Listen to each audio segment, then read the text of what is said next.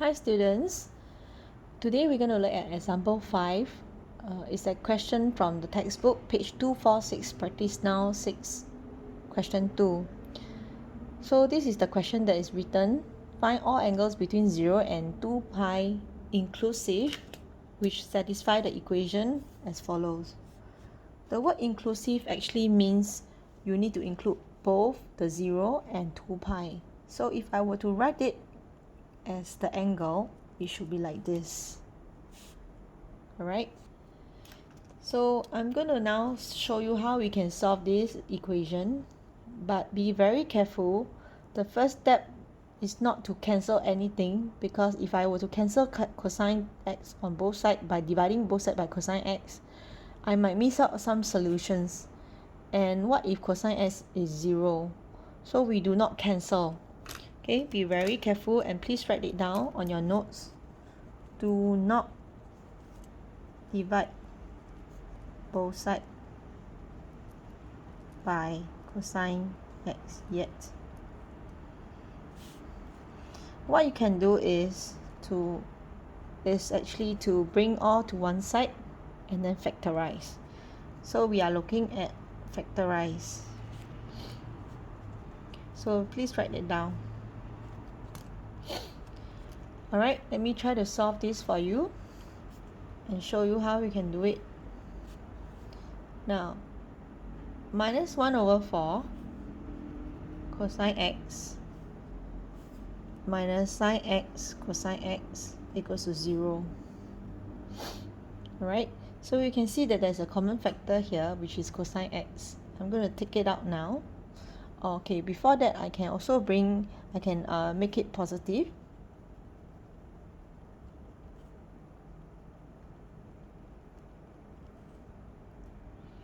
Alright, so now I'm going to make take out cosine x.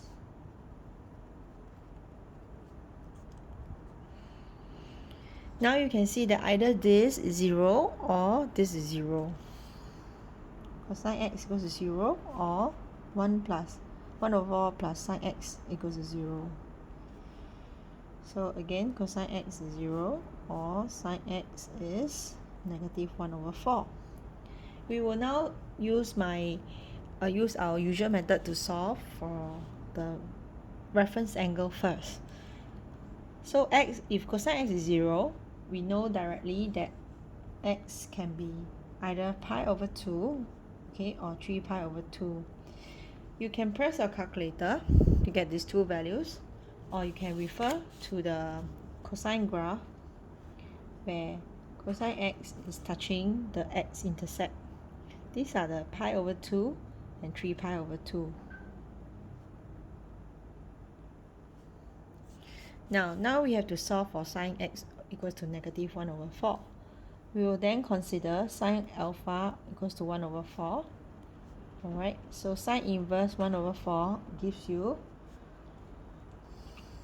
0.25268. Use your calculator. Okay, since sine is negative, we know that it's going to lie in the third and the fourth quadrant. Right? So we know that sine is going to be pi plus 0.25268 or 2 pi minus 0.25268. These two will give you answer 3. Okay, let me just check using calculator. 3.39.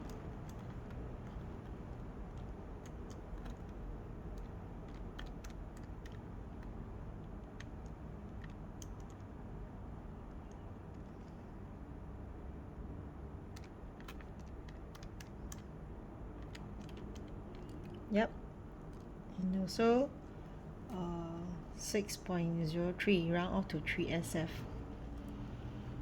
Okay, so write everything together.